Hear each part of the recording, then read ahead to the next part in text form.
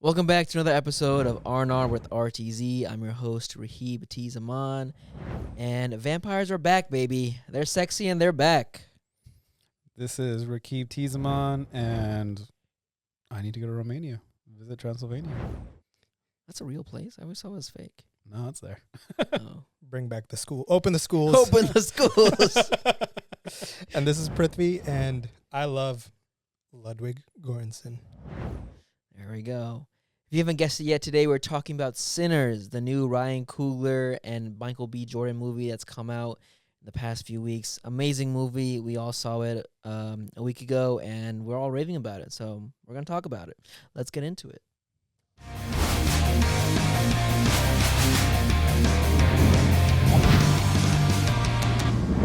Rest and relax while we rant and ramble. R&R with RTZ. I could have said R's for Ryan Coogler.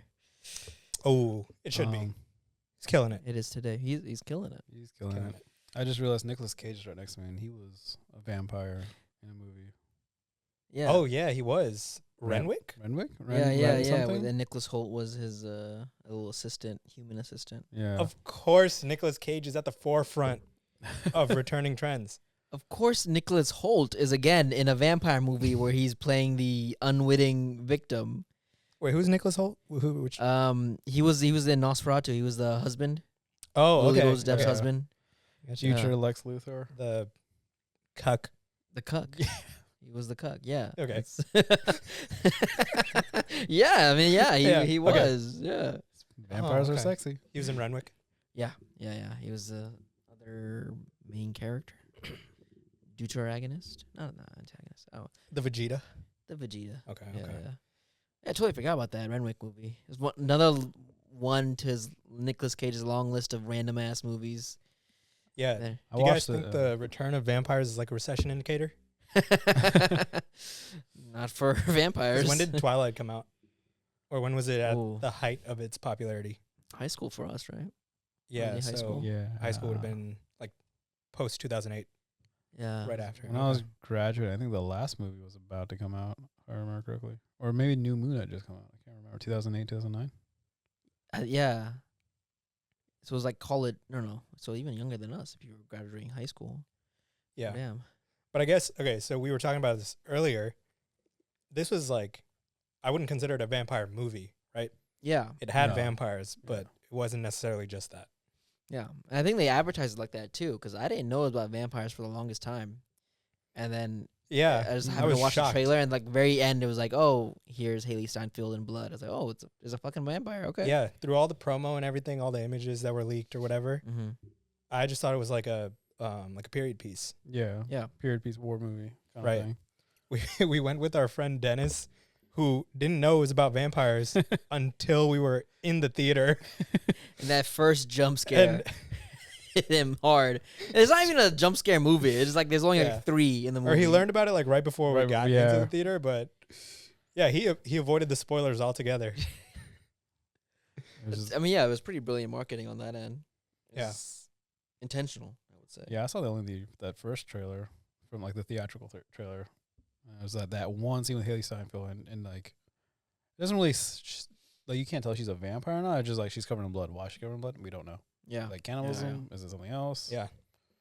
Flesh-eating virus. The white Right. people, who knows? Yeah, exactly. It's too much cherry pie. Like what is it? All right, so this will be a spoiler-heavy review Oh, yeah, we discussion should've led with that, of I the guess. movie. If you haven't realized it yet, apologies. There are beforehand. vampires. By the by. Well, first we'll start off with a little synopsis of the movie. It'll help us jog through the memories and get our thoughts together. Also giving you guys, the listeners and viewers, also another jog. Because I'm assuming you watched the movie before coming onto this podcast. But if you haven't, stay. Totally. Yeah. If you haven't, definitely go watch it. If you haven't, stop, pause this thing, go to the theater, watch it, come back, Come back to the timestamp.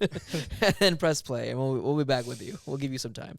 I mean, if this comes out while the movie is still in theaters, Yeah, I mean, Yeah. I'll try to get it out next week. The last episode just came out today, so we'll see. Okay, so Sinners. What was the time? It was 1932. 1932. Yeah, Okay. right Yeah, after 32. World War I. Yeah. In set in Clarksdale, Mississippi. Right. So it's still very segregated times. Jim Crow is still happening. But at that point the main characters are sharecroppers. So they work the fields and pick cotton to make money and stuff. The main character is one of them is Sammy, also known as Preacher Boy, because he's the son of the preacher. But he's really gifted musician, gifted singer, gifted blues artist. Blues music is a really big theme in this whole movie. So after he's done working the fields in the morning, he likes to go practice on his guitar, and in this movie setting, he's going to go meet up with his cousins to play music. But I guess the beginning of the first scene of the movie is it's the aftermath. They show what happened. Right. So the whole movie, spoiler, occurs in a period of 24 hours, but the first scene happens at the end of that 24 hours. Yeah. So they show It's kind him of a coming home Recap. from something, and he's all bloody and fucked up. And he goes inside the church, his dad's church. He's giving a sermon. It's Sunday morning, I'm assuming. And his dad is saying, what happened? Or actually, he doesn't say what happened. He's just like, boy, drop that guitar. He has this broken guitar in his hand. He's all bloody. He's like giant claw marks on his face. He's like, son, drop the guitar. I keep telling you to let go of these demons. Stop dancing with the devil. Let go, let go. And Sammy's just silent. And then it flashes back to one day earlier. So we get to see what's happening. But yeah, so then we go back to what we were talking about. Sammy's day starts with him picking the cotton. He's done with work for the day. He goes to get his guitar, tells his dad that I'm going to be playing guitar. I'm going to go out with my cousins. I'll be back tomorrow morning to give the sermon. And it's shown that he's like memorized the Bible and he's ready to give sermons because that's been his way of life. But it's pretty hinted that his real passion is music, not religion. And his dad is pretty adverse to that, and he wants him to just follow the church and stuff. Yeah, and blues was fairly new at the time, and blues was considered like devil music at the time. Yeah, I guess like all music in general was kind of considered sinful, and especially music that made you dance and full expressionism was not viewed as like. But it was also like not white people music at the time. Right. Yeah, there's a hint of the other, and then of course racism tinged to that. Oh, what music are they playing? It's different from our music, so it must be bad, evil, blah blah. Right. And I think there's a line from the movie later on in the movie where one of the characters says, white people love blues music, they just hate the people who make it. Yeah.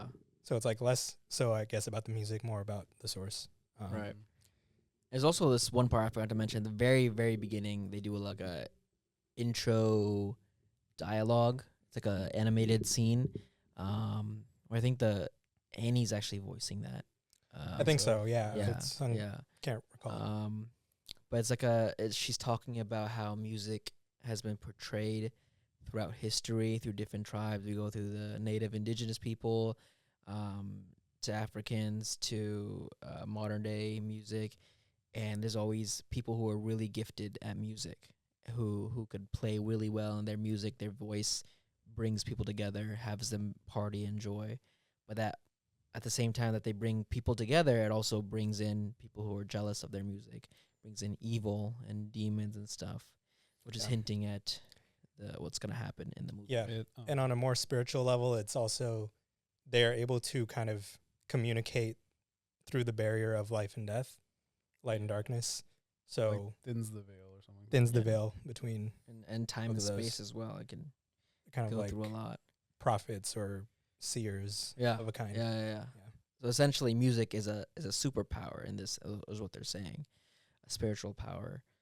All right, so back to the actual events. So Sammy meets up with his cousins. His cousins are Michael B. Jordan playing twins, Smoke and Stack.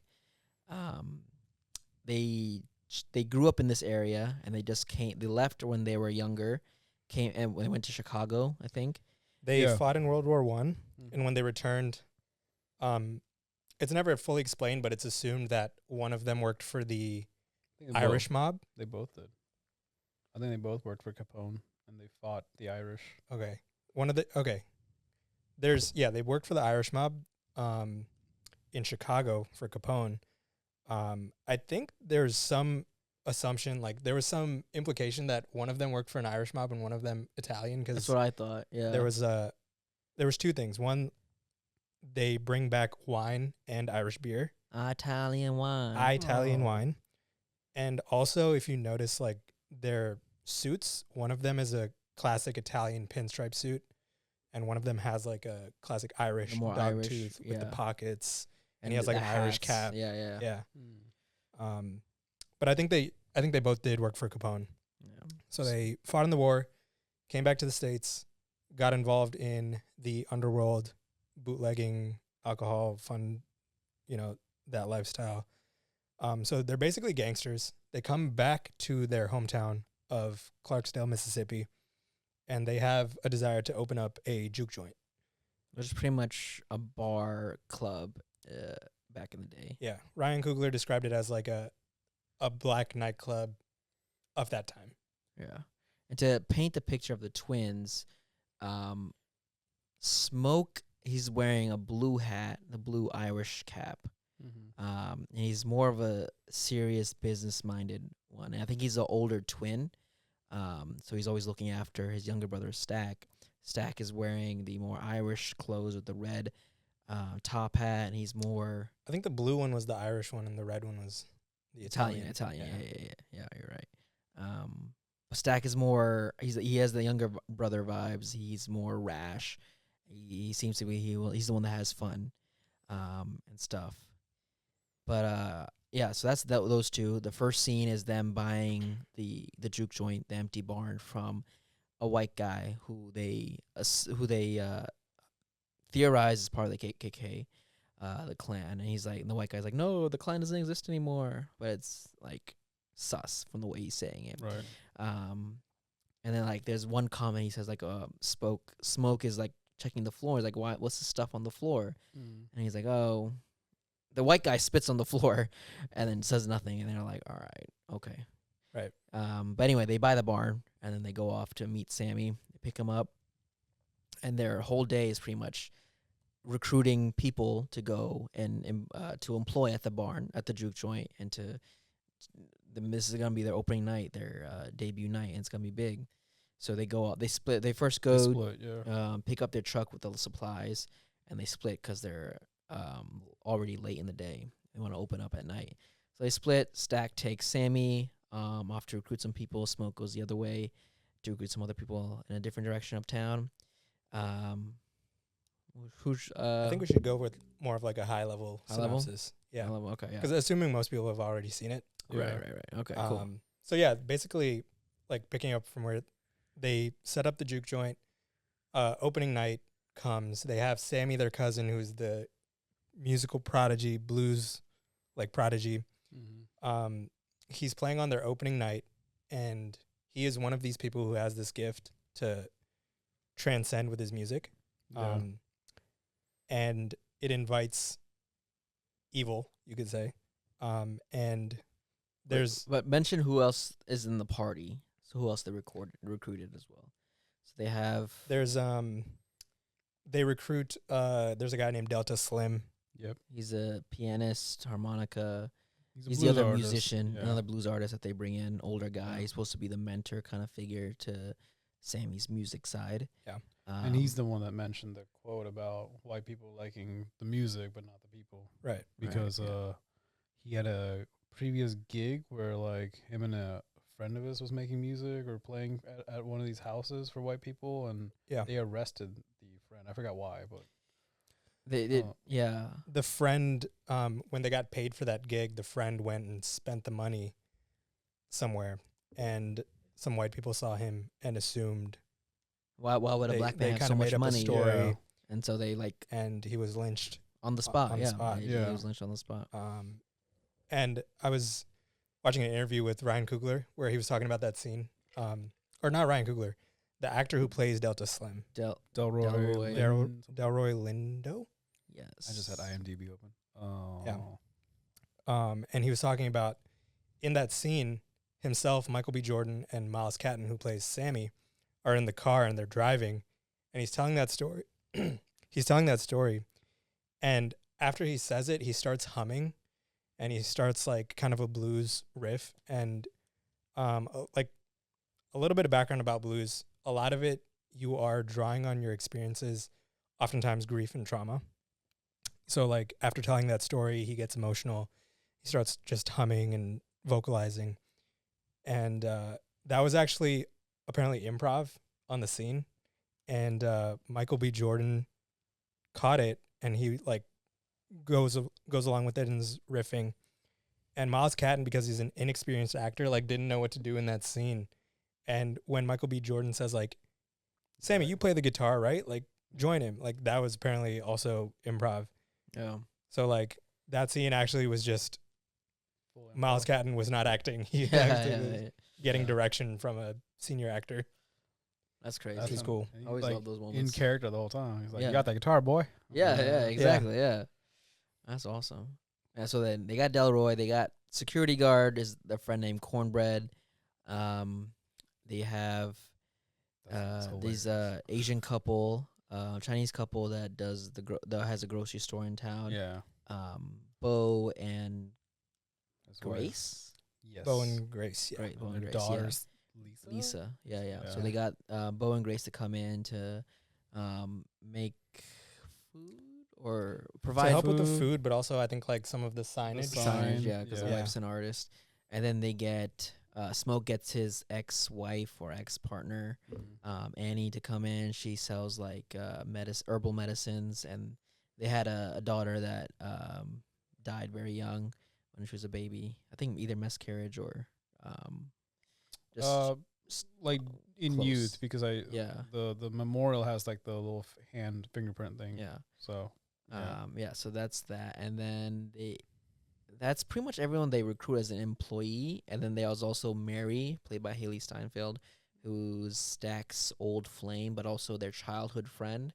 Apparently, Mary's mother raised them after Smoke and Stack's dad died, yeah. who also was abusive, and Smoke actually killed him to protect his brother. So that's all the key players here, essentially. And so they go on and Yeah. they open up the juke joint, invite everyone over.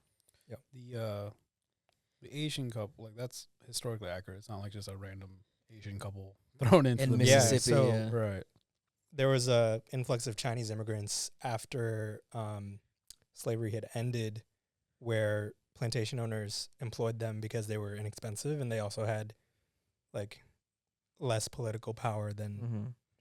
employing like white people, you know. They were like, Right. we need to find the closest thing to slavery to replace this as possible. Pretty. Right. And so yeah, there was actually a population of Chinese immigrants in the Yeah. South. And they would end up like owning grocery stores and whatnot too. Grocery stores, convenience stores, and That's an after effect of the railroads, right? So they would bring them over to build the railroads, and then That's they were what it just was, stuck like, in America, and then like, all right, let's After the railroad, it's like what are they gonna do? I think Yeah. that was the larger wave. Yeah. yeah. Yeah. Interesting.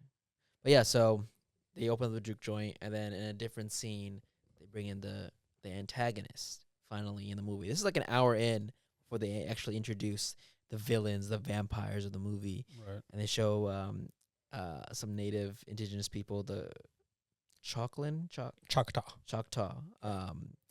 They were, I guess they played like rangers or protectors of the land. They were chasing Yeah. down this vampire. That's also historically accurate. There was Yeah. Vampires are real? yes. Oh. Yes. shit.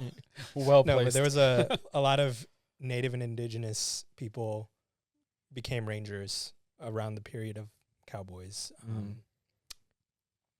Yeah. Took back the role, Yeah. protector of the land. Right. So, yeah. So they were chasing this vampire Remick. And Remick escapes to this one couple's house who it's revealed that they're clan members, and he convinces them to let him in. And they evade the Choctaw, and Remick turns them into vampires.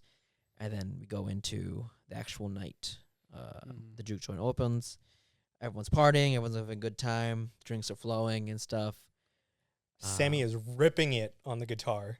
Yeah. Absolutely killing it. Should we pause and talk about this scene? Of course. Or Okay. Ooh. So this is like one of the big scenes in the movie that I think everyone kind of like sticks on. Yeah. Is the scene where Sammy is playing the guitar and singing, and going back to the initial prologue where they're talking about how some people have these gifts and the ability to transcend and pierce the veil Time. between Yeah. time and space, and transcend and pierce the veil between light and darkness. And there's this really cool scene where Sammy is playing, and as he's playing, they start introducing musical figures from past and present. So And there's like future. a guy playing the electric guitar. it's supposed to be like a Jimi Hendrix call. Yeah. The way he was playing it, and his outfit and stuff. They go both ways in the past and the Right. future. You get, Yeah, like tribal people playing drums and stuff.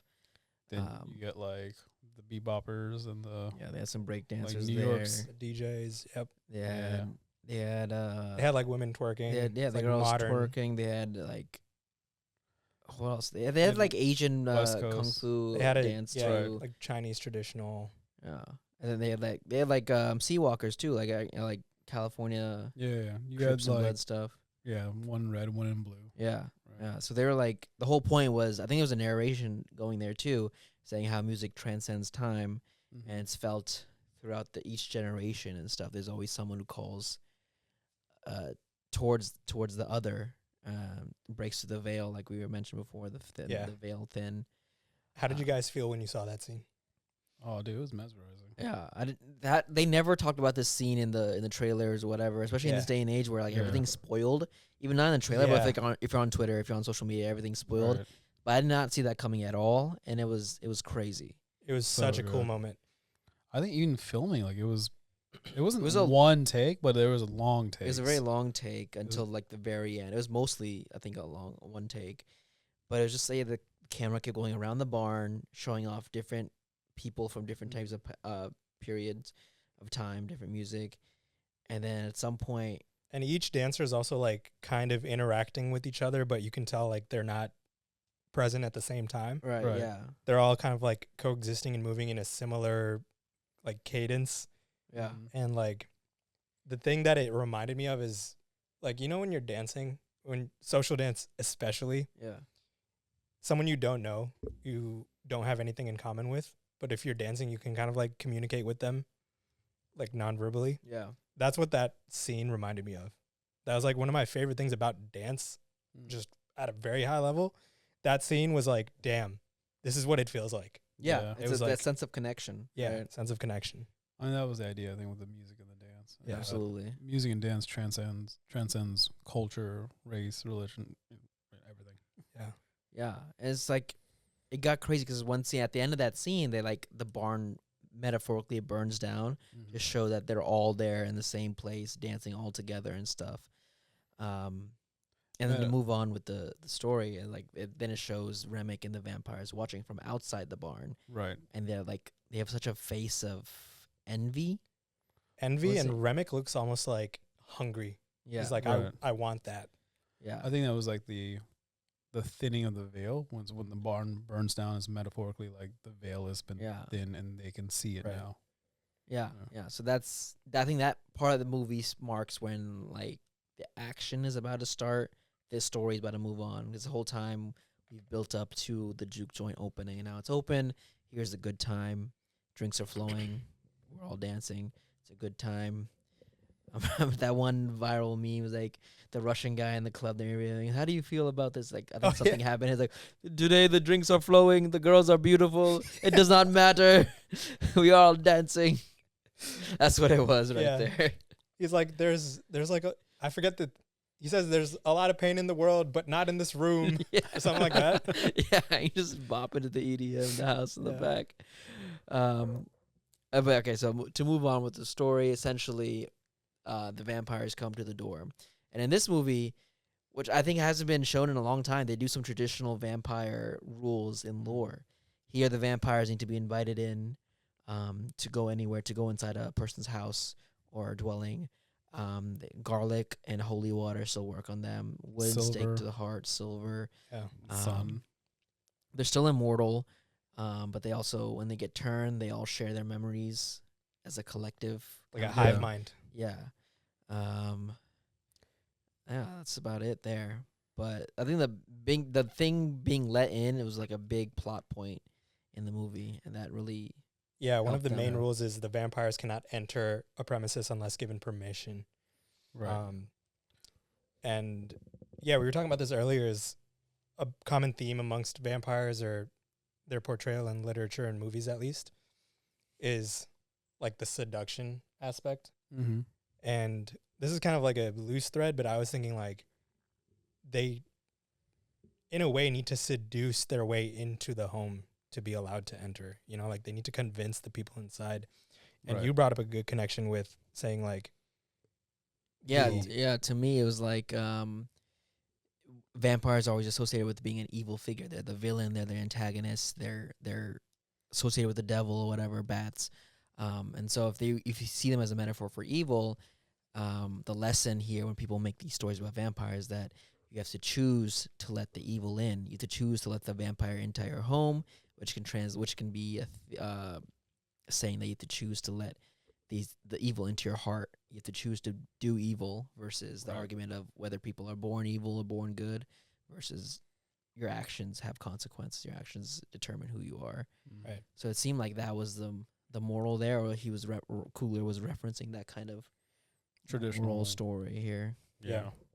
So I think it's Bram Stoker's Dracula that introduced the whole you had to invite the vampire in. Yeah, it's about, and that goes back to like homes are considered or house is considered your home, your threshold. So it's a very sacred place to let someone in. So you have to be careful of who you let into your sanctuary, I guess. Yeah. But eventually with the movie, they slowly start turning the people into vampires, the guests, starting with. Yeah. How do you get to that? Yeah. So first, they try to get into the place. The three vampires, including Remick, try to go in. It's a pretty funny scene actually, and they're trying to pose as a musician, a band, Like Irish. yeah, Irish band or Irish jig band, and they're like, "Hey, can we come in?" They start playing a little very, very different type of music, the Irish music compared to the blues song. And you can see like Michael B. Jordan and all the rest of the main cast is out the front door looking at them like, what the fuck is this? Like you can see if you look closely, Stack is like kind of enjoying it. He's like, yeah, Yeah. this shit's kind of bopping. And Ryan Coogler said that he actually really likes Irish folk music. Yeah. And I think that was he said like there's actually a huge affinity for it in the black community. Mm-hmm. And I think that was just his way of like reflecting that in the film. Yeah, that explains the later scene where they do like a full on Irish jig dance scene. Yeah. But yeah, so they try to get invited in. They get rejected flat out, and so they just pretty much waiting on the side over there. And then, the night continues. Everyone's getting a little freaky. You know, there's some relationships going on. Sammy's got a girl, Pearline, I think. Perline. Berlin, yeah. Who? There's some crazy lines in that movie with Sammy and Pearline. The train line. When they first meet Dude, on the that was train so tracks good. earlier in the movie, Yeah. Sammy's playing a little guitar, so he's like gets a crowd and he sees Pearline from afar. Yeah. They come and talk, and Sammy starts like inviting her to the juke joint, right? Yeah. And she says, "Oh, hold up, I'm married." Without missing a beat, he says, "Happily." So good. Fellas, take notes. Damn, So this guy's good. cooking. The one picture of the guy on fire with the fire quill pin, and just the sexual tension between them has been off the roof since that scene. So everyone's getting together there and stuff. And at some point, Mary goes out because she stacks like, oh, what was the reason for that? So they, I think, weren't making money. Was that thing? Yeah. The first night of the juke joint was very not profitable. So Mary says, they probably have good money to spend. I can go and scope them out for you and see if they're legit. And then, if they are, I'll invite them in. Yeah. And they're not making good money because we're still talking the 1930s where you have like the U.S. dollar, but then a lot of these in the South, they were still using money. There's like local currencies that Right. only work in, certain convenience stores in your Yeah. parish or your region. Right. Which like Smoke and Stack have an argument about, like, we shouldn't be taking this money. This is not real money. But then Stack's like, no, it's got, you got. Yeah. Stack these and people have a good time. Annie, pretty much we're on the side of everyone's worked all day for this. They need to have the vibes need to be good before the money starts coming in. Otherwise, people won't come back and spend their money. Yeah. And Smoke is very It's much generally business just good minded. business advice, I guess. Yeah. Yeah. So Mary goes out to talk to the vampires, of course, not knowing who they are. Essentially, that's how it starts. Mary's the first one to be bitten in the crew. She gets inadvertently invited in by security, by Cornbread. And then she bites Michael B. Jordan. She seduces One him. of the Michael B. Jordans. One of them, Michael, And after she- drooling in his mouth. That was They a got- Oh, they yeah, got they got- freaky. That Really was- nasty. Damn. I know Josh Allen was crying when he saw that. scene And for the first Shamik time. Moore. I know Shamik Oh, Moore shit. punching the air this whole time. Oh no! I saw on Twitter, it was like when she had that line, "Boy, get out of my face." Oh. Everyone's saying, "Yeah, she said that line to some other dude earlier." Yeah, another co-star Another co-star. months ago. Oh god. I'm not hip to that. What was he just like was trying to hit on her and Pretty Shamik much, Moore, it's the always Spider-Man been like, context. Everyone else knows how. yeah. So Shamik Moore is the voice of Miles Morales in the Into the Spider-Verse movies, Yeah. animated movies. And Haley Um, Steinfeld's Spider-Gwen. And so There is like a lore, right? This is all I know about it. That there's all the co-stars get into romantic. all the live things in action real life. Spider-Man and Mary Jane / Gwen Stacy have Yeah, gone together in yeah. real life. He was Yeah. just trying to fulfill the prophecy. Yeah. So all of them got together and he was like, yeah, I'm going to do it too. So in every interview you ever watch with him, Shamik Moore's like literal hard eyes probably. Yeah. Just staring at Haley Steinfeld Oh, when they're in man. interviews and stuff. He's always complimenting her and stuff, even when she's not there. And the whole time she's not single. She has a guy, Josh Allen or someone. Yeah. And then when Josh Allen does propose and Haley Steinfeld gets engaged to him, Shamik Moore tweets, Cryptic well, like within the stuff. same day, some cryptic pictures like, not everything will go your way. Sometimes you gotta push on and move forward. And everyone's like, this motherfucker. I wonder what he's talking about. Yeah. You think that'd be the end of it. But then he goes and gets weird with the other co-star from Spider-Man, from Tom Holland's Spider-Man. It was really just a Yeah, prophecy. The other to him. girl, yeah. Yeah, the I forgot her name, but the black From girl Homecoming. from Homecoming, right? Yeah. Who's also engaged or married. Zendaya? Not Zendaya, the other one. The other girl, Yeah. Zendaya. The No. The taller first girl, love I can't- interest in yeah. Homecoming. Okay. And she like outright says like Shamik Moore is a fucking loser and weirdo on Twitter and stuff. Like she makes a video on Instagram or something. That was It funny. directly calls him out. It's like he's being so weird. He knows I'm married and he's like trying to hit on me. And so since then it's been like downhill for that guy. She said, It's- "I'm married." He said, "Happily." She said, "Yes, yes, I am, very happily." This is it's why- actually all Yes. Ryan Coogler's been hip to this thing. He made that line just for that. This is why Spider-Man is getting delayed again. All the Spider-Man's getting delayed. Oh my god. But yeah, that's that lore right there. Okay, I'm hip now. Yeah, who knows what's gonna happen with Shamik Moore? He's out and about. But yeah, that drill scene was weak. Yeah. So that jewel scene. So Mary then turns Smoke. Yeah. So in a pretty gory scene, Mary bites Smoke and Stack bites Stack Stack. and younger brother. Smoke and Sammy come in to see that and they're all like obviously shocked. But props to Smoke, he sees that and immediately pulls out two guns and Starts fires a whole firing, round yeah. into her. No questions. It's like what the fuck? Boom, boom, boom. It's like he knew. Like I was wondering, like, has he experienced vampires before? Because he Yeah. didn't didn't miss a beat, just start shooting. Yeah. I'm glad at that horror trope of like, oh, maybe I should go closer and investigate. Yeah. Let me ask more questions or wasn't just act present in confused that the whole scene. time. Yeah. That's the thing I've noticed a lot of people talking about is that this was very much a minority horror show. Not in the sense that it was like small, but in the sense that it did things that other people wouldn't do. Like in majority white people horror movies. You don't ask to see, you don't go out and see what the Yeah. noise is. You just stay inside, like, all right, fuck that noise. I'm not going out there. There's clearly Yeah. some shit going on.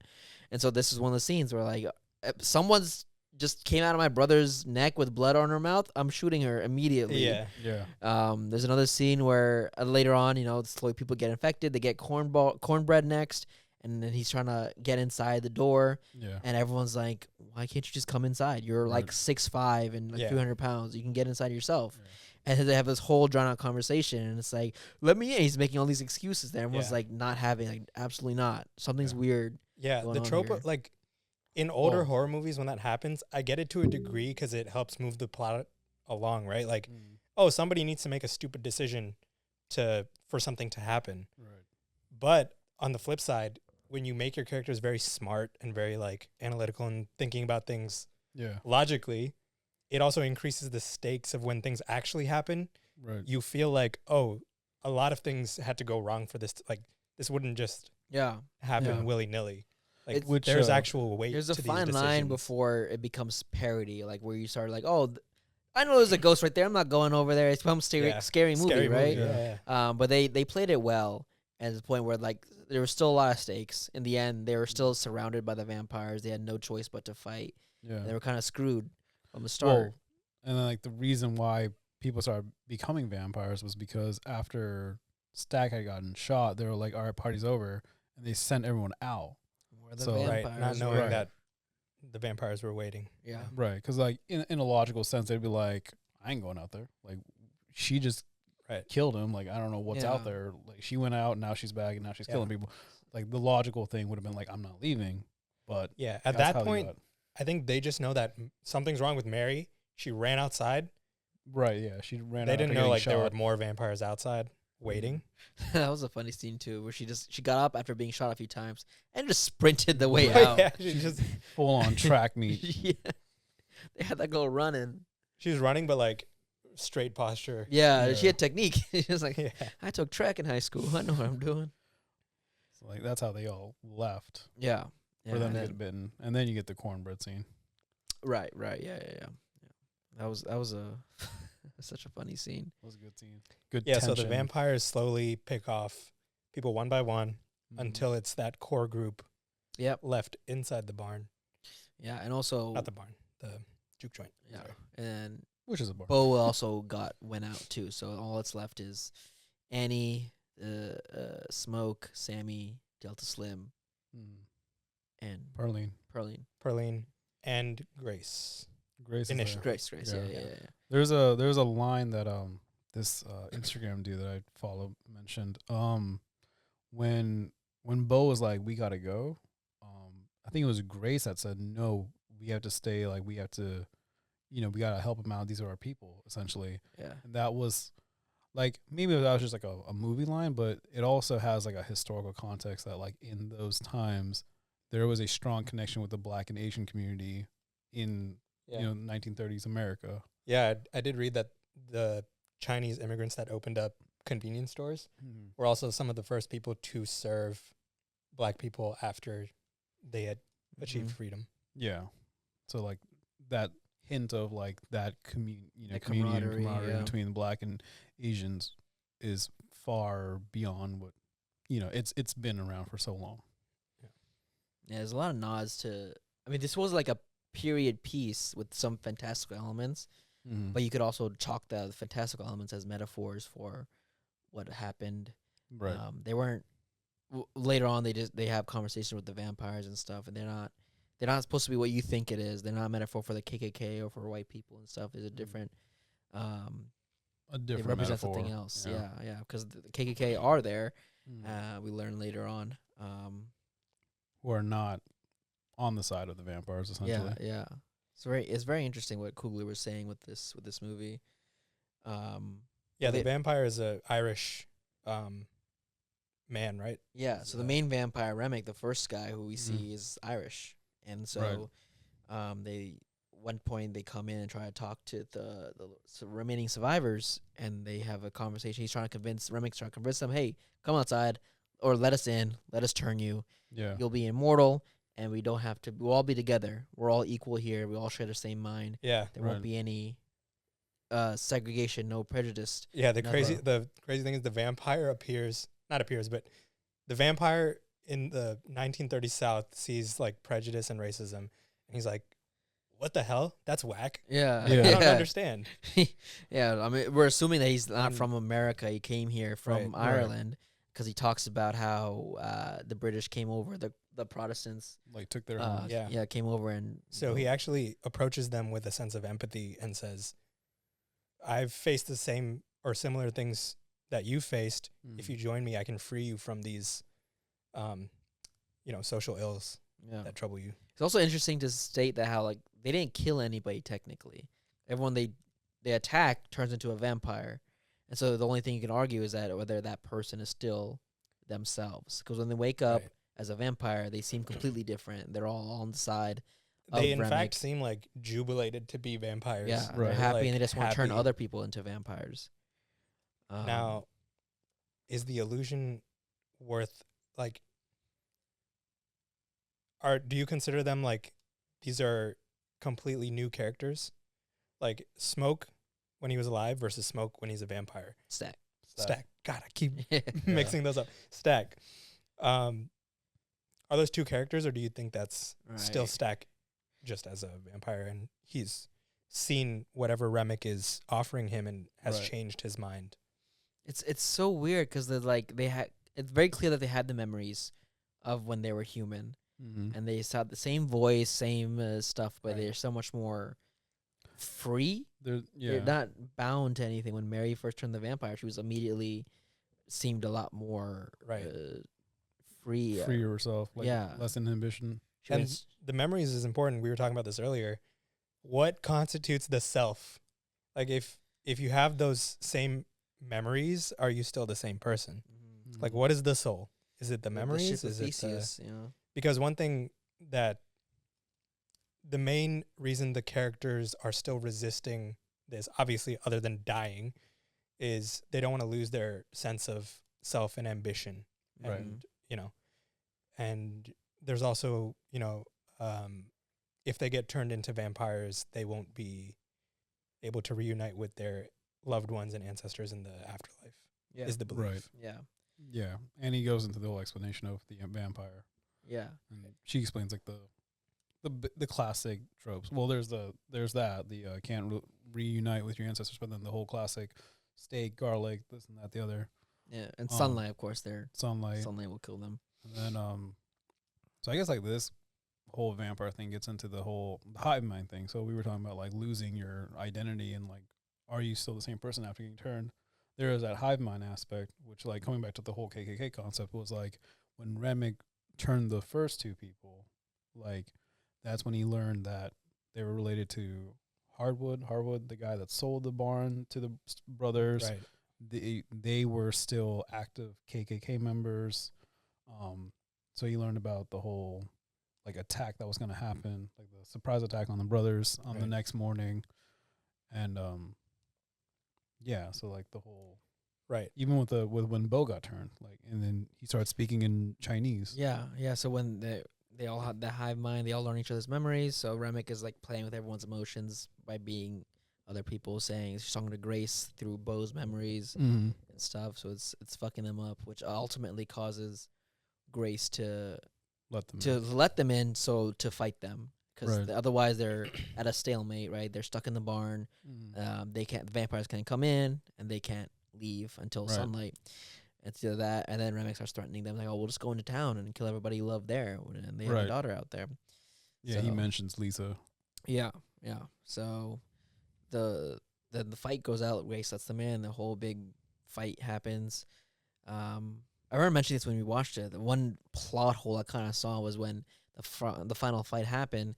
The vampires tackled some people down and bit them, but we couldn't get a good look of their face of who they tackled down because there's only like 5 people left. The 5 core cast people left. Yeah. Mhm. So if any of them got tackled down and killed, that would be a huge blow to them, and that would probably be an Yeah. emotional scene I need as well. to rewatch that scene Yeah. because I do remember Perline going down pretty quickly. Yeah, they definitely Like tackled they- some Yeah. people down, but they didn't Yeah. have any extra.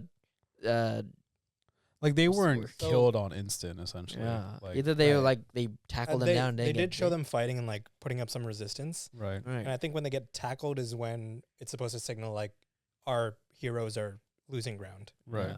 Yeah. But Uh, I need to I go need- I back need to and see, watch like, that. if Plus, like statistically, like numerically, they had like 30 vampires versus the 5 of them. That's Yeah. easy overnumbered.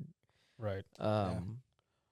It's like the vampires were not like super strength. I think that's like a Yeah, they more didn't of a really go newer into that trope, I one. guess, or Uh-huh. a newer thing about vampires like having super strength and whatnot. Like that wasn't in this movie. Didn't It seem was like more it. like they were still human. It's really strength. their immortality lets them I think fight. there was Right. because Stack like bust down the door, Yeah. right? I guess a Well, she could be grown a man could do strong that. I dude. think Yeah. at that time that it's just a wooden door. Yeah. You just aim it right. Right. you I mean, could. Haley did, so Yeah. there's some speed, and then like Remick, he does fly. Yeah. Right. But he's the only one that's shown to have But that he's also ability. But like he could be because he's seems to kinda be like the father of An the elder I vampire. think there's like some level of enhanced abilities. right. And honestly, I like that they didn't explain too much of it. Yeah. Yeah. You got the basic. You got the weaknesses. know which what is you what need to needed to know. know. Yeah. Yeah. Yeah. I mean, I think the fight scene was probably realistic though. Like, it's not like any of these people have fighting experience except for Smoke and Stack. Right. Right. So And like, you they know, did have access to like many things they had garlic, they had wooden stakes. Like Yeah. I could see them putting up a fight at least. Yeah. Holding ground for a little bit Right. before falling. Right. Which is kind of shown. Like, I think it was when Delta Ray like cut his wrist to like draw the vampires near him. That was kind of like that turning point of like, all right, people are gonna start going. Yeah. I think at that point he was the last one. Pearline was the last one. Pearline, I think, was Okay. Annie right was the first. after- I mean, technically Grace was the first one. She died Like immediately, but Yeah. she took out Bo with him. So yeah, she- that scene was crazy. Which that's when she runs out. Was it her husband that she stabbed first, right? She Okay. stabbed and they were on fire they together. burned Yeah, to death she, like, together. Yeah. Bumps into the burning door, catches on fire, falls on top of her husband who's a vampire and stabs him. Yeah. I'm assuming her thought process was like, if he's dead, they're not going to know where my daughter lives. Probably. I don't know if that knowledge like disappears when one link of the hive mind Yeah. dies, but I think or maybe there's like, That- if anyone's gonna kill my husband, it's gonna be me. Right. Yeah. that's also true. Yeah. That scene was insanely shot though. Yeah. Like she has the stake in his heart, Mhm. is on fire. Yeah. That was She's- that visceral. is crazy. Yeah. Crying and just in fire, engulfed in Yeah. fire. That was nuts. Yeah. And then Annie dies right after that, and Smoke promised to kill her before she turns. Mm-hmm. Which is interesting scene because when Smoke finally does it, Mary is like crying. Mary and Stack are like, "No, why'd you do that?" Right. Which shows how much Yeah. their goal isn't to kill people. Their goal is to convert people, to turn Right. people into vampires. Well, it's, ideology, right? Like what's killing versus what's rebirth, essentially. Right, right. They want more people to Right. join them, and they actually feel genuine sadness Right. that when people When someone they, is when they're Like they actually think they're dead. freeing them, essentially. Right, right. Which I guess gets into like, we haven't gone into this yet, but the vampire, what does the vampire actually mean? Which we've mentioned assimilation.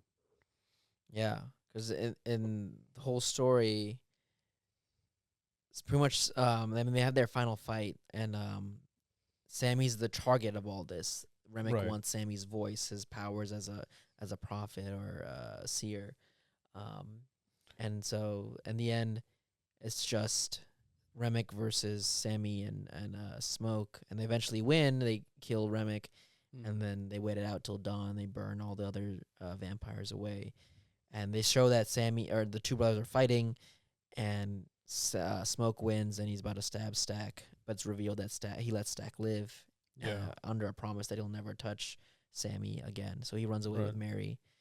But Remick's dead. Sammy goes back to that very first scene in the movie where he drives back in the morning Yeah. to his church, meets his dad, who tells him to drop the guitar.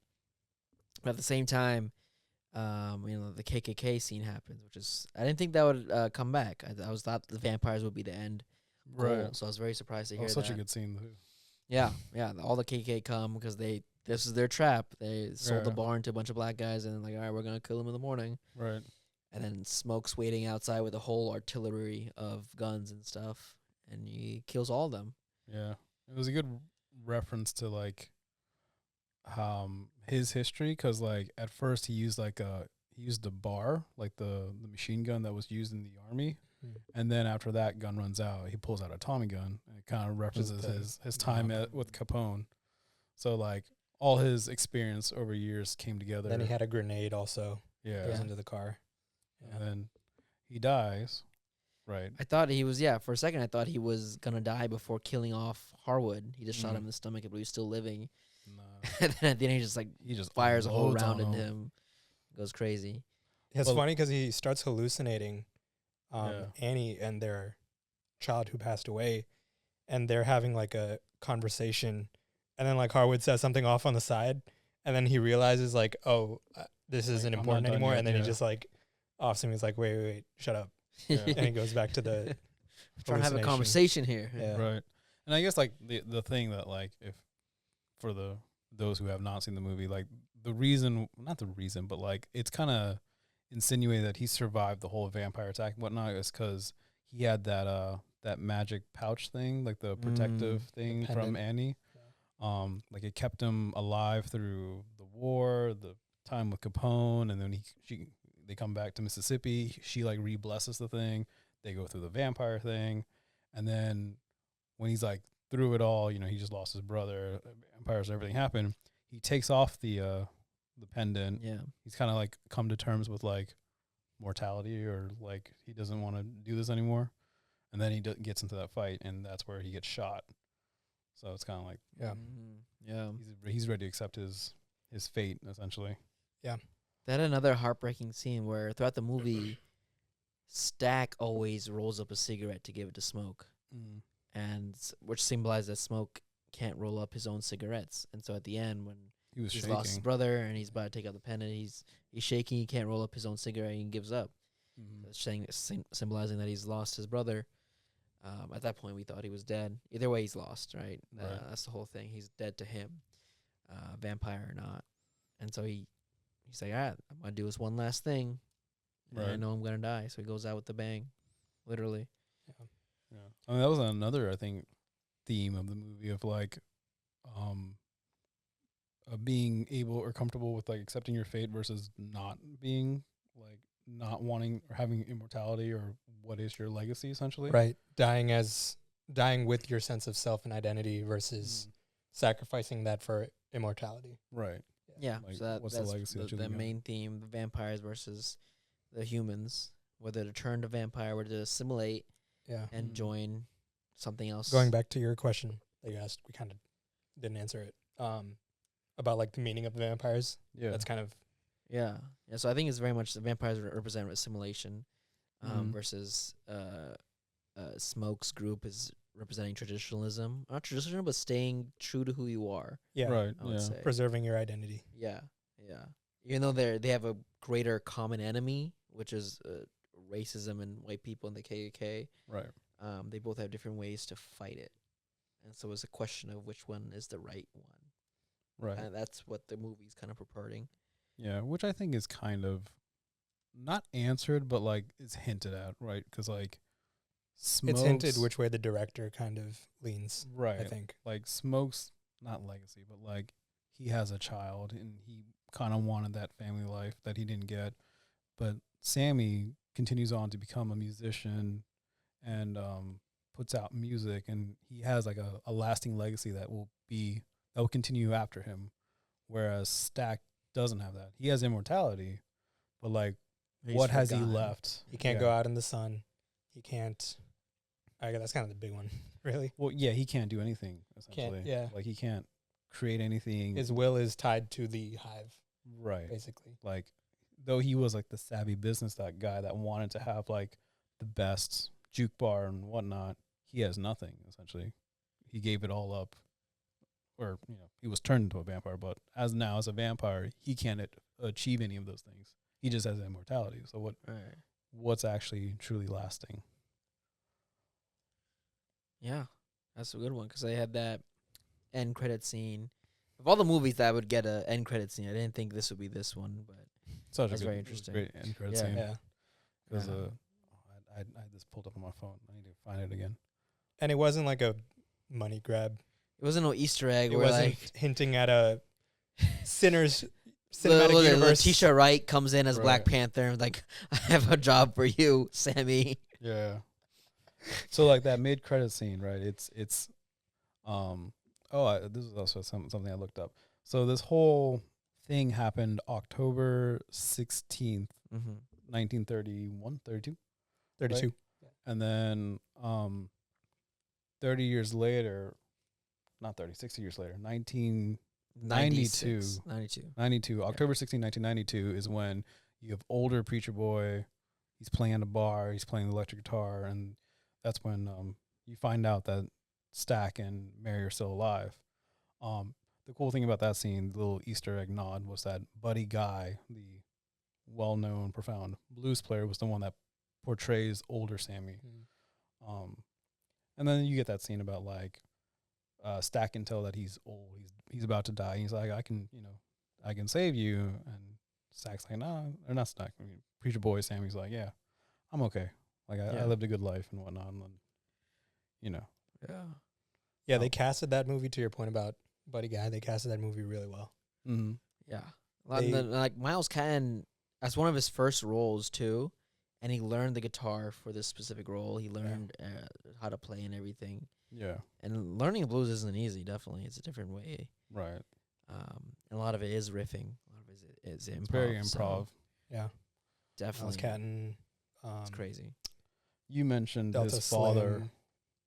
Yeah, Delta Slim was a musician, but also, Preacher Boy's father was played by Saul Williams, who's like a legendary spoken word rap, hip hop, like figure. Orator is the word. He does a lot of things, but yeah, he represented that whole thing about, I guess, assimilating to, but his assimilation was the church and religion and Christianity. He urged Sammy to give up his powers, his gift of music. Yeah. And Sammy's lesson, his lesson to the audience would be, is no, I want to keep doing what I do. I know what happened. I know what I've been through and what I lost, but it's still a gift. And that's one things that Sam or Smoke told him was like, live your life, do what you want. And they had a small argument about that earlier in the movie during the juke joint where Sammy first said, no, I want to follow you and do whatever you brothers are doing. Right. And Smoke almost threatened him. He's like, no, you have to go out, live your life, do something else. Don't follow in our steps, because he knows that whatever crimes he done to get to this point, him and his brother, he wants a better life for Sammy.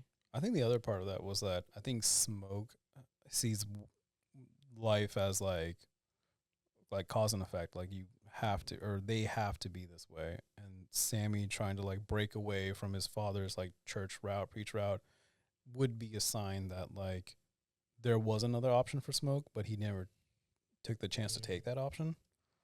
So Sammy showing that is kind of like, Smoke's like, you can't do that, or like it would prove him wrong essentially. Right. So I forgot to mention the point of me mentioning the dates. So October 16th apparently was like the release date of Candyman, which is also It's another horror movie, black horror movie. Takes place in Chicago. Not similar Wait, vibes. The but latest Candyman, or was that the original Candyman? Was the original Candyman? Okay. Then there's the remake. Yeah, but like it is a nod to black horror and somewhat of that black culture in horror kind of thing. I want to watch Candyman. I watched it. It was pretty decent. There's another one I want to watch too. I think it's on Hulu. It's like Mr. Crawford or Mr. C something. It's like a black Mr. Bean. Not Mr. Bean. Mr. Rogers. Mr. Rogers. It's like a black Mr. Rogers, but it is like he like steals kids from the TV and stuff. Oh, it's like a horror movie. It's a horror movie. Yeah. Black horror movies are great. Back to the whole like minority horror and stuff. Like Jordan Peele's a good director for that. Jordan Peele, Us, Get Out, Nope. They all have that where like the characters don't do the very stupid decision usually. It's also to move. Yeah, it's more of a thought-provoking type of horror. Yeah, because Nope is very abstract, kind of like, what I mean? Like it's very abstract. It's not like here's an alien. It's like there's this concept. Yeah, like what does that represent essentially? Yeah.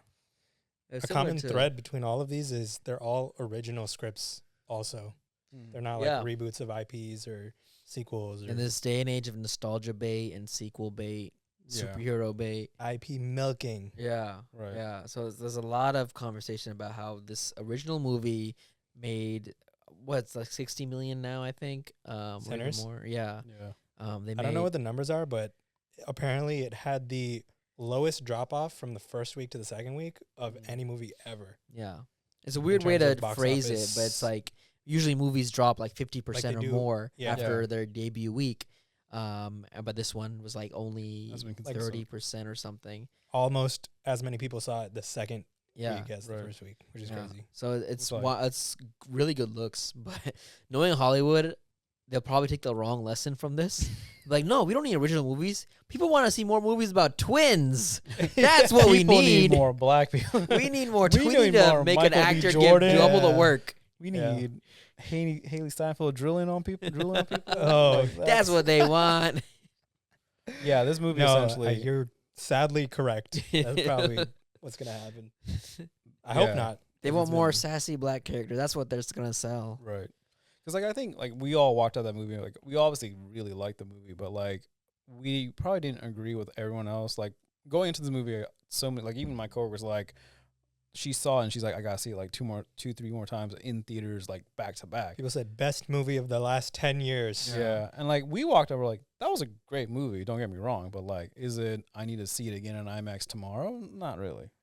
You know. Yeah, I have some coworkers who was like, "This is my third time watching it, Yeah. and it's been like day 3 of his debut." I'm like, "How Yeah. the fuck?" Okay, Yeah. I didn't get that feeling myself. It's a great, Right. yeah, like you said, great movie. But like, I think that my feeling is that it was kind of a sad ending, so I didn't want to revisit that. It was more because, like, in the end, Right. 90% of the cast dies. But it's Am I- also a happy ending. 'Cause It's happy, and essentially- the main character does live Yeah. technically. and the ideology of his character survives. Yeah. Essentially. Yeah. Well, I'll definitely What watch was it it? again when it comes out on like digital. Yeah. for Yeah. Oh, sure. yeah. What I was getting at was like with the Hollywood thing. Like, I think people really love this movie because of the original aspect of it. Yes. Like, Yeah. yes, it's a good. I mean, you've had great comic book movies or other things, or Barbie, whatever that be. You had great movies, but like this being a very original in the sense that, like, yes, you have vampires with like older vampire tropes, but like at least this concept has been done before, at least not to my knowledge, right? This Yeah, like the marriage of timepiece, the period and- piece with the horror elements. Right. With the minority cast and everything. Yeah. With a Right. pretty acclaimed director who's known for making very, I guess, pro-black would be the word, movies and themes and Yeah. Right. Just archetypes. representative of the black experience. Right. Yeah. Yeah, I mean, I Like think all of those put together is already pretty original. And Mhm. even within the narrative structure, he strayed away from like common tropes. right. There was a Yeah. lot that kept you on your toes in Yeah. this movie. We talked Yeah. about the dialogue as we're laughing at it, but it did throw us for a loop. That And every now and was then it so kept good. us Yeah. engaged. Like, all right, damn, all right, I'm awake now. And Yeah. because of all these things, like in the theater when we were watching it, it felt like a group experience, right? Like Yeah. if someone said something funny, it was genuinely funny enough where somebody else in the like in the audience would Yeah. comment on it and everyone would start laughing. Yeah. Right. Kind of Yeah. thing. Yeah. And that was fun. That was a good. It was very experience. much a That- lesson of like streaming could never replace the movie movie-going experience, experience, yeah. right? This was like a good example of that. Yeah, it was definitely like it shows that people prefer quality over quantity, which is what the movie industry has become, Mm-hmm. just pumping out IPs and whatnot versus like we just want good storytelling. But like you said, this is pro black, which I think, depending on how you understand the term pro black, like this movie is not like an anti-white movie. Let's Yeah. it's not that. Like it is more of like true to what the black experience was In that in time. 1930s Yeah. America. I think it's Which- pro-black in the sense that it's giving an honest portrayal of the black experience Right. in the 1930s Yeah. in a way that and, hasn't happened historically. Right. and it's not like they didn't put down white people. They still had other races, and the vampires were Irish, but they did, like we said, they had their own prejudice and racism Right. racist experience, and He even I explains think that. like what they were alluding to was that they had the Irish vampires had their own genocide Mhm. from the British Protestant Right. church. I Yeah. understood it as Remick was like a normal Irish man who was turned into a vampire. So that's where he he experienced the prejudice of the Irish people Mm-hmm. that the Irish people experienced, and then was turned into a vampire and retained those memories. Was he persecuted as a vampire? I don't think as a No. vampire. I think it's just as an Irish person As an when Irish the person. when As an the Irish person, when yeah. the church came over, when the British came over. British. Okay. Because The Irish hate the British. Oh yeah, that's still true to this. They were tap day. dancing when the Queen died. The Twitter was crazy that day. I mean, it's still true to this day that the Irish, obviously, they've had a lot of tension. Yeah. But I think in the movie he mentioned that his father's land was taken by the church, the British Right, church. Okay. So when he Right. becomes a vampire, is unsure if it was in Ireland or if it was in America. Mm-hmm. But I think I was watching someone's review where historically there was a thing the Irish were also, I won't say persecuted, but there was a lot of prejudice against them in America as well, right? Mhm. In places like New York and Chicago. Yep. There was a thing where like a bunch of Irish people on a boat like caught on fire or something like that. There's something in history. It was in Boston, and I think it's referenced in the film Yeah. at some point. Like there's a reason why Remick made his way down south. Besides he arrived. Sammy. Yeah, I think I remember reading about this. He arrived on an immigrant ship Mhm. that was burned down by people who were anti-immigration. Right. I think. Yeah. To your It point. is Yeah, that. yeah, You're right. yeah.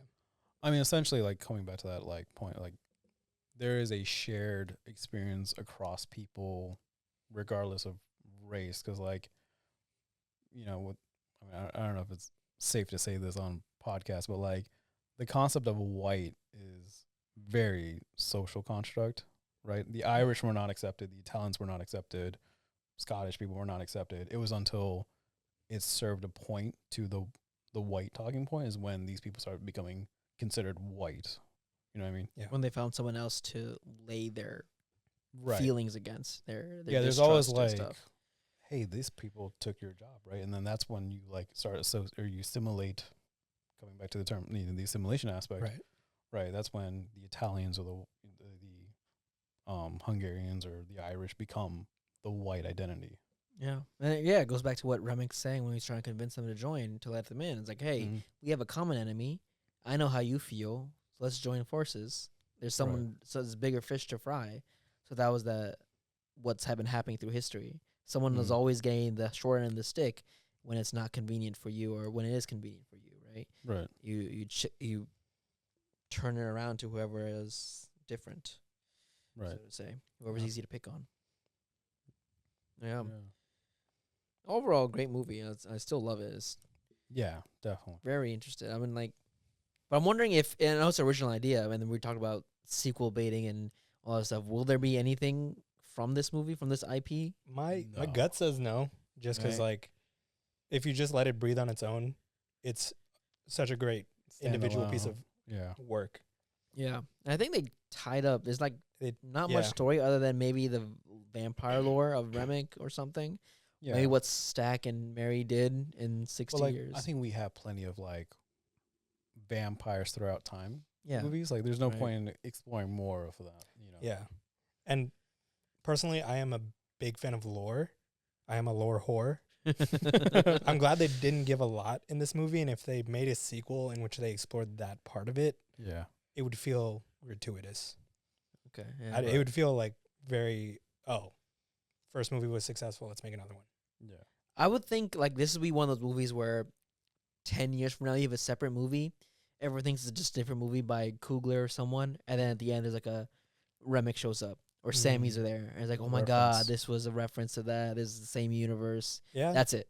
Nothing nothing else. Maybe something like that. And it's could like a see. werewolf movie or something. And it's just Yeah. like, oh, Yeah. wow, both monsters exist in this world. Right. I could see that.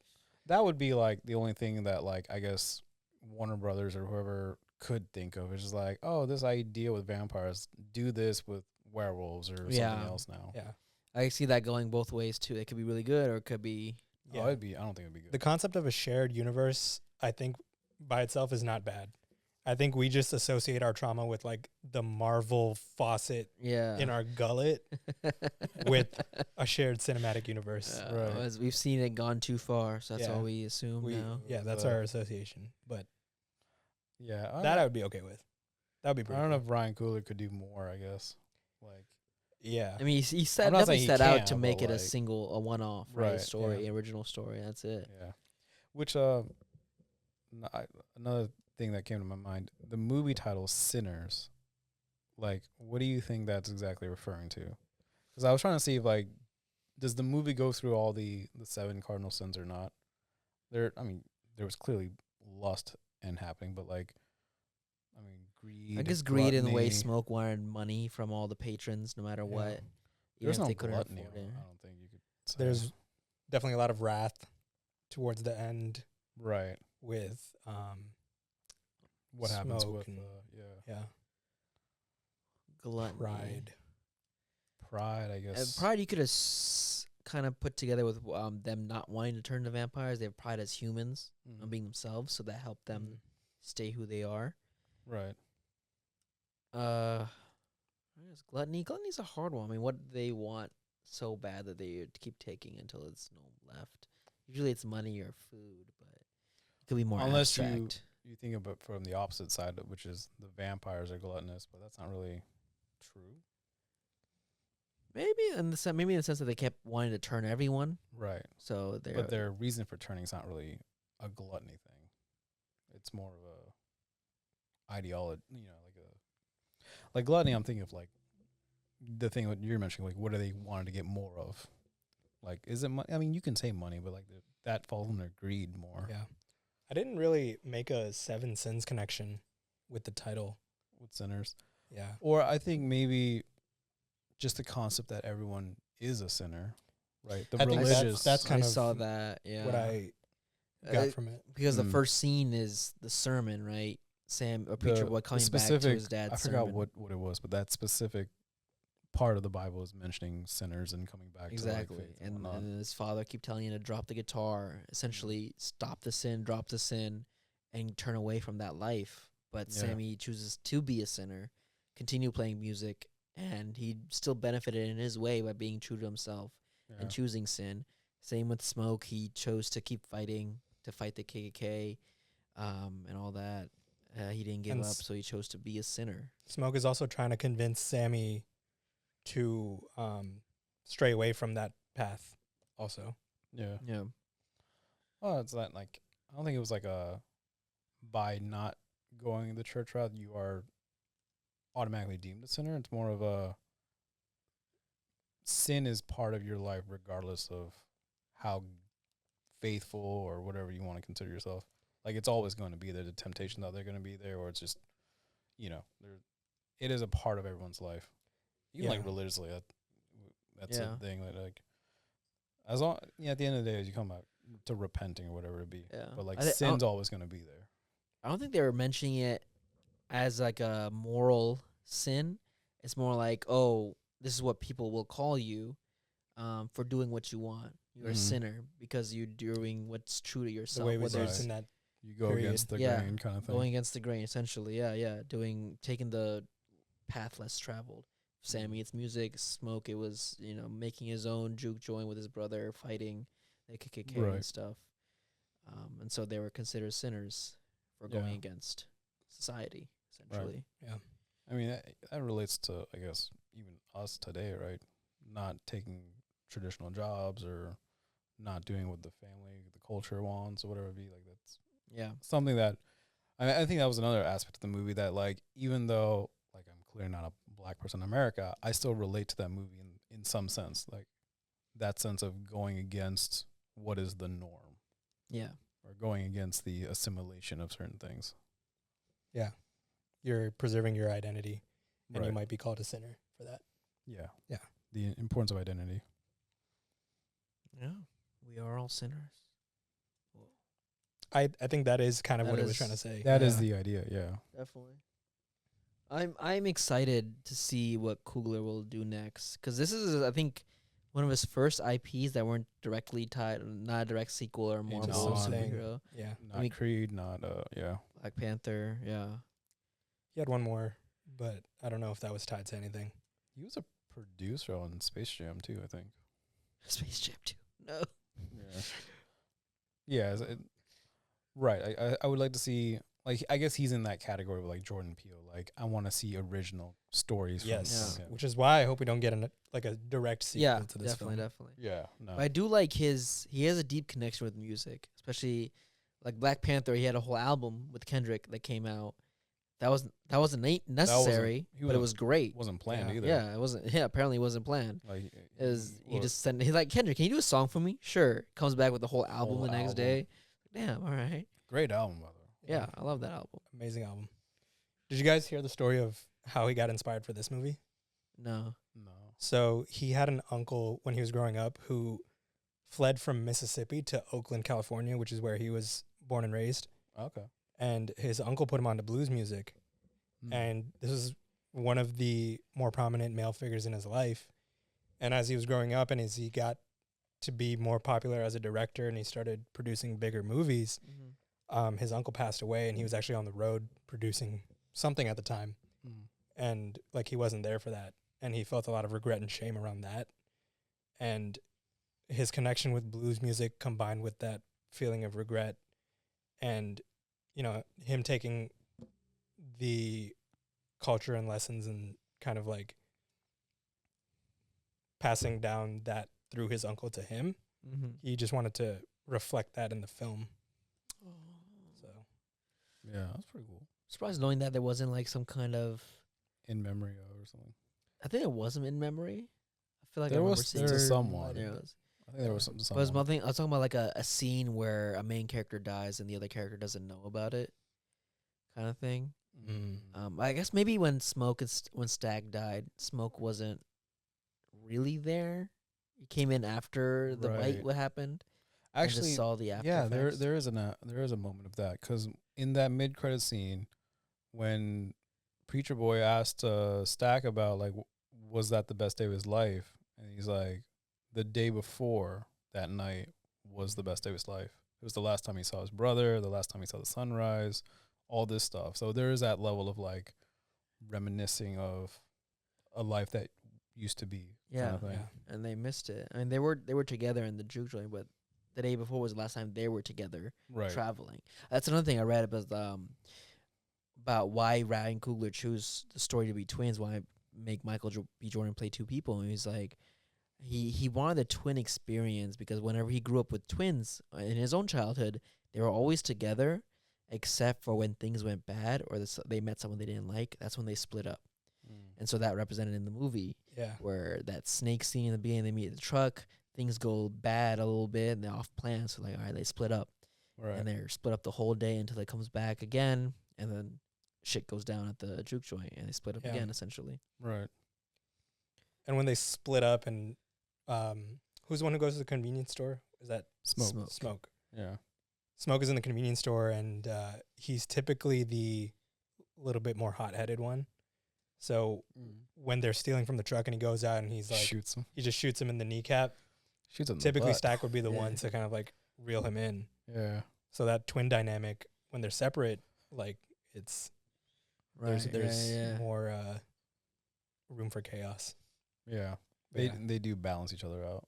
Yeah, Ryan Coogler was saying like when he was describing the twins when they would separate, he was like, yeah, like the twins in my neighborhood when they separated, you'd have to like split your vision, so it would be hard to like track them. One would be off on the side, the other one could get you from the back.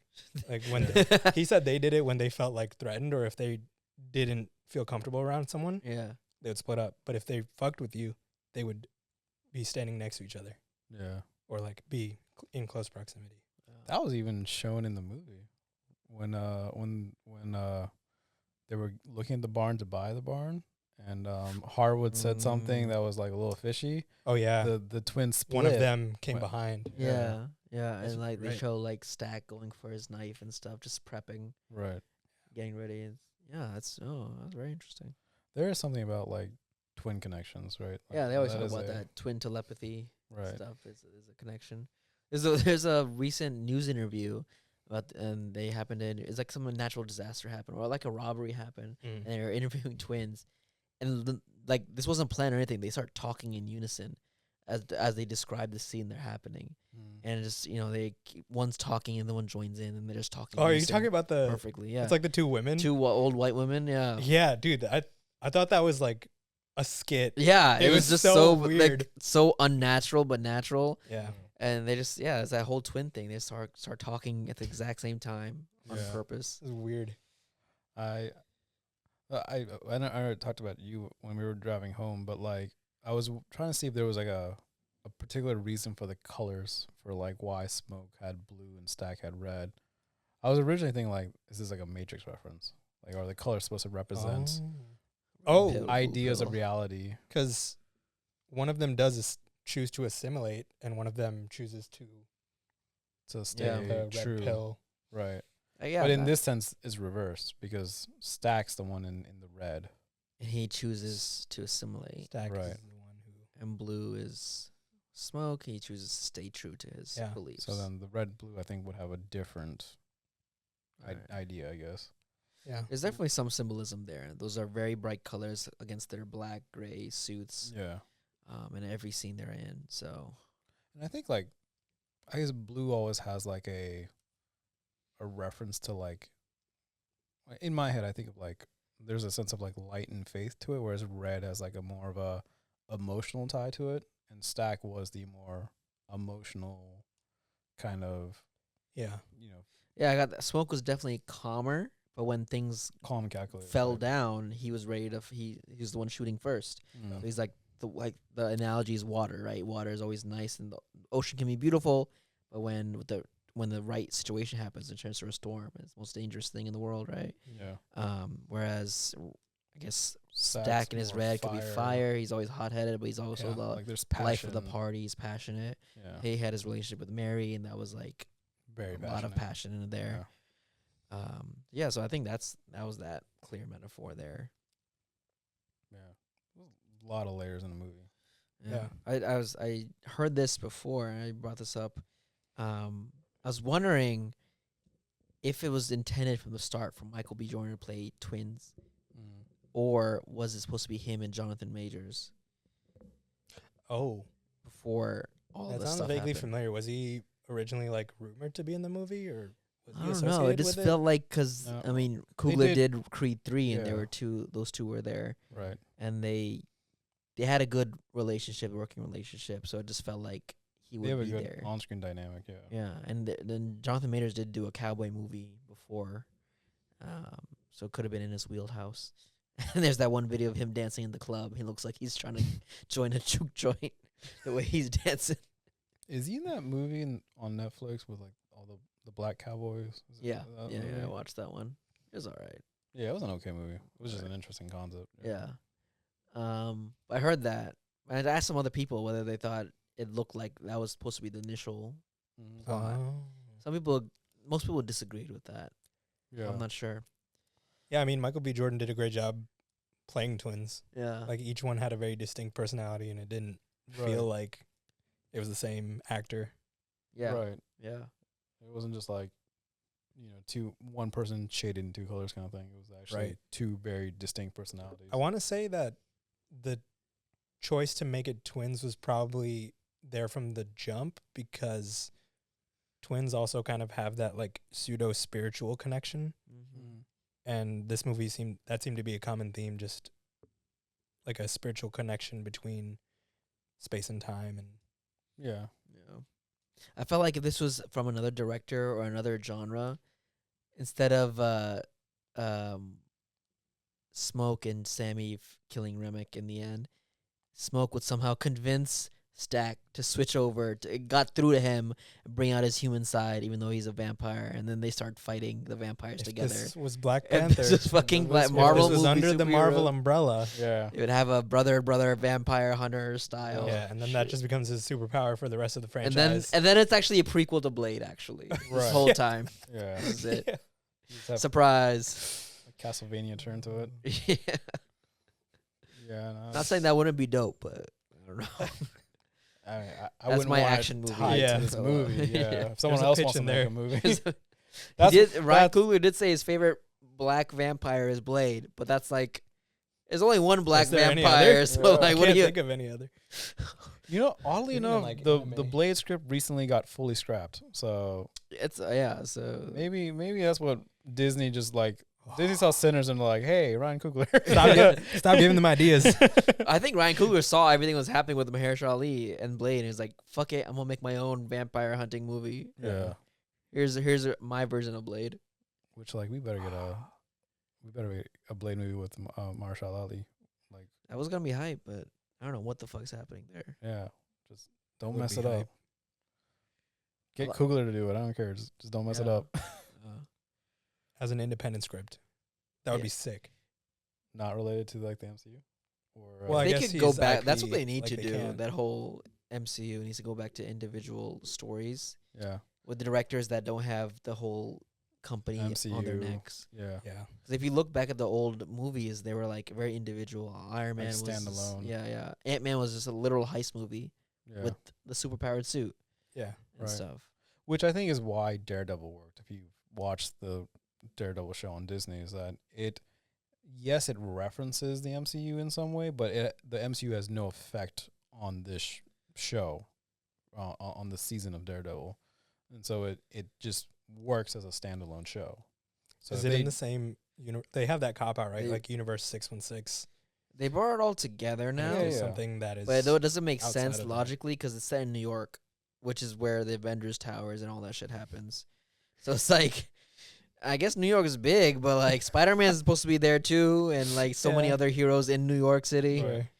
Yeah, I mean, I think that well, at least pre-Disney, like Daredevil, the whole idea was like he only works in like Hell's Kitchen, which like realistically Hell's Kitchen is like 6 blocks. It's not that big, but like you He's know, swinging from 3 buildings constantly. That's it. That's why he's so in tune with his surroundings. That's the only place that he works. He goes to Queens and he's completely lost. He's He's done. like, He's actually nope. blind. He's actually he's just a normal blind man in Queens. yeah. So like yeah, if you take out the whole realistic aspect of that of New York City, yeah, it works great as a standalone story. So if you do that with Blade, it'll So- work. Anyone could become Daredevil in real life with enough. Like you just stay. You I just kn- I- walk the 6 streets block and know. radius for your whole life. I know the back of that Centerville Plaza. I'm good. I can swing from Exactly. there too. I can protect it. I know exactly how many steps I need to take. He's in the town hall meetings lobbying against every single expansion or like changing of the zoning. The biggest It's like, no. anti-gentrifier is Daredevil. It's like, no, That's why you became a lawyer. you can't put a handicap rail here. No, I'm not. I won't know what's happening. Now we're just making fun of black people. Just one. just one. That. Yeah. The only one who wanted to become a superhero. That's it. Very specific. That particular blind guy.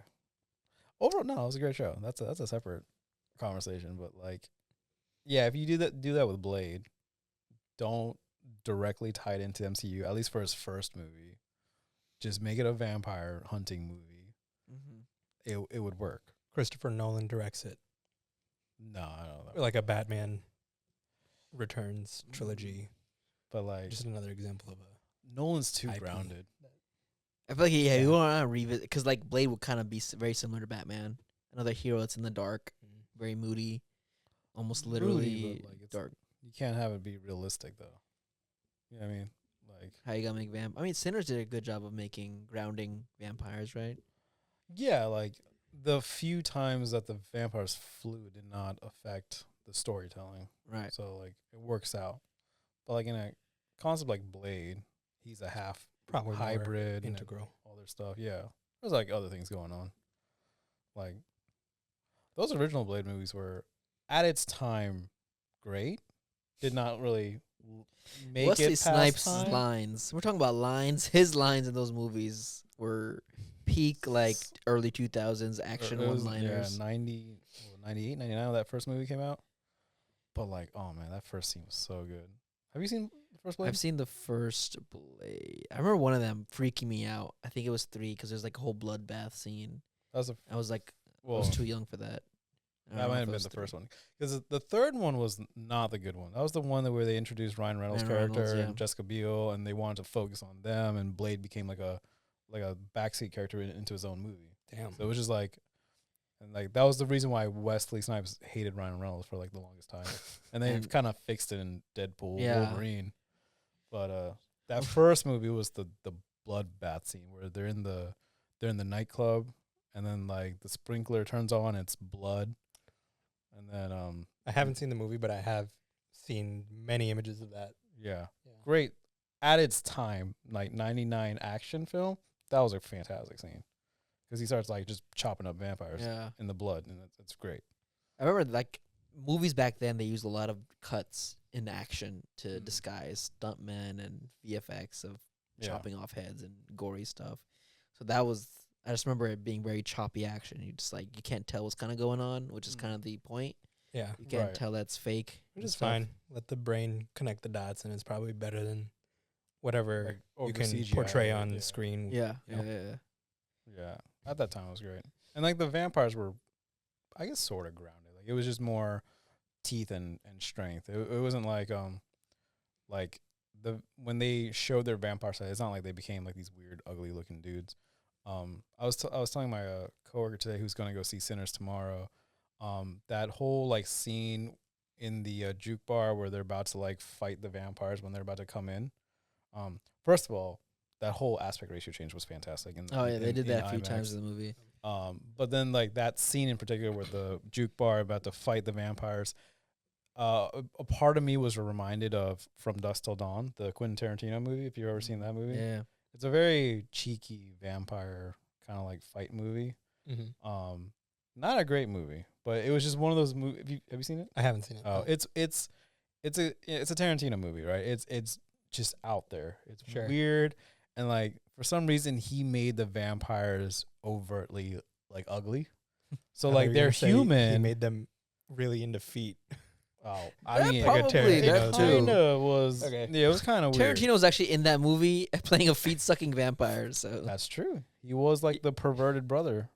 in Is that Dusk movie. Till Dawn the movie where he's like, who's the? it's Salma Hayek, right? And and she's Yeah. pouring he, down like, liquid. Or is literally sucking her toes on screen. Yeah, That's So- that movie. yeah. Salma Hayek's like this extremely gorgeous vampire. Well, you don't know that she's a vampire at the time. She's gorgeous. She's dancing and whatnot. And then when you see the vampire switch, they all become like these grotesque, like almost like predator looking like Oh. things. Oh, It was okay. really weird. It was so what like, is he trying to say here? yeah. What is Tarantino saying? Yeah, I don't know what Tarantino's idea was for that. Because like other movies like Pulp Fiction or whatnot, there's like a specific theme or something that's being discovered. But like From Dusk Till Dawn was like a weird. Here's two brothers trying to escape the law. They end up in this dive bar in like the border of Mexico, and turns out the dive bar is actually all vampires. And now they're locked in the dive bar fighting off the vampires. He's So- just having fun with it. Yeah, it was pretty much that. So like that Sinner scene with the bar, I was like, is this like Black Dust Till Dawn? Like what's gonna happen? Yeah. Which thankfully it was not. But Yeah. like for a moment I was kind of worried if that's what it was gonna be. So yeah, I was telling my coworker that I was like, yeah, you might feel it's going that way, but it's not going that way. much better movie. Yeah, definitely. Okay, yeah. I think we've outsinned this movie. We've outsinned. Outsinned this movie We've slayed the vampire, or I don't know what other puns you can do with this. within. Sin counter. You know, cinema sins. No. He's gonna sue us. What is the cinema score? Ding ding ding ding ding ding ding ding ding ding. I'm too online. I'll give it a good 9 out of 10. I really like this movie. Yep. Yeah. I think so. That sounds appropriate. Solid. Nine's good. Solid. Cinema's back, baby. Hopefully. Yeah, I would say solid. Give it a decimal also. Give it a 9.0. 9.0? 9.2. 9.2? 9.2. I was gonna like. I don't know. My initial reaction is 8.9, but like I can't think of why I would say 8 and not 9. I don't know. Yeah, we don't have to game out the scale, I guess. But I'm in the same ballpark for sure. Like low Yeah. 9.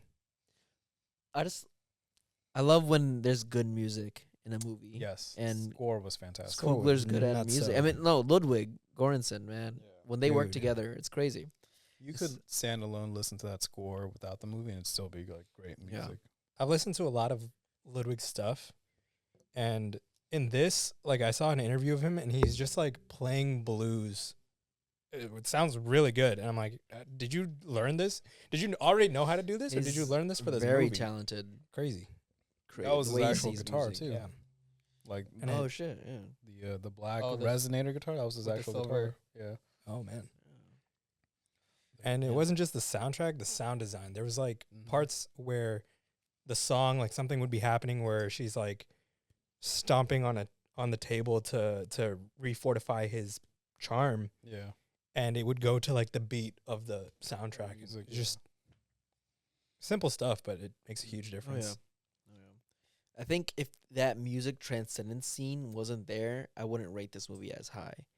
That's how great that one middle scene was. It had a signature totally scene. elevated Yeah. my Yeah. experience watching that movie. I think for a movie that's like in that action horror category, the scene that stood out was that scene, which is not Which which is is not an actual horror. not movie. action or horror. Yeah. Which is like I wouldn't Says a even lot. call it any of those genres. I don't know what I would say, but I don't think it's a horror movie. People Oh, are saying, absolutely. "Oh yeah, this is the top rated horror movie." I'm like, Yeah. is it a horror movie though? Yeah, It's I don't that think way. he set out to make like a horror movie or an action movie, Yeah. or even like a period piece. Really, Yeah. It's probably Well- just like probably mostly that. when you put a vampire in a movie, you immediately assume it's a horror movie. Yeah, yeah. Which this clearly was not.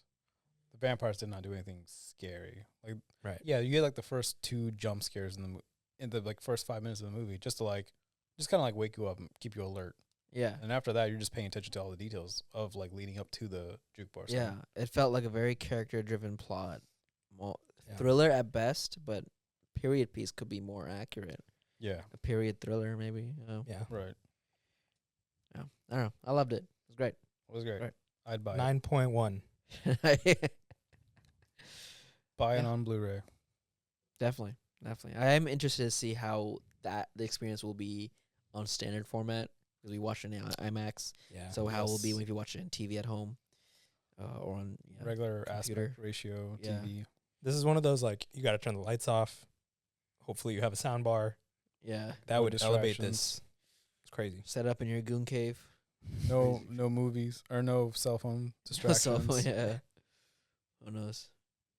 Don't Alright. be with that person. That's enough of this. And we're almost at hour 40 here. Yeah. That's a lot of Because things it's to a talk good about. movie. It Yeah. wasn't. Yeah. Yeah. All right. Thank you guys all for listening and watching. If you haven't watched Sinners yet, for the love of God, what are you doing? Go watch it.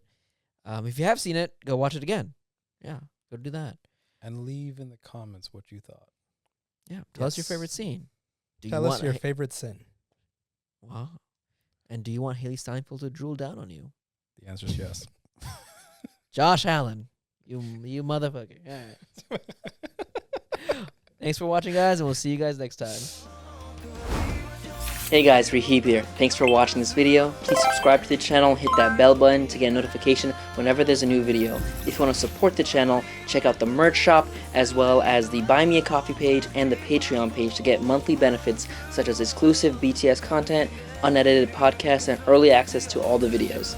All the funds help grow the channel and keep it afloat, so any and all help is appreciated. All the links are in the description, and I'll see you guys next time.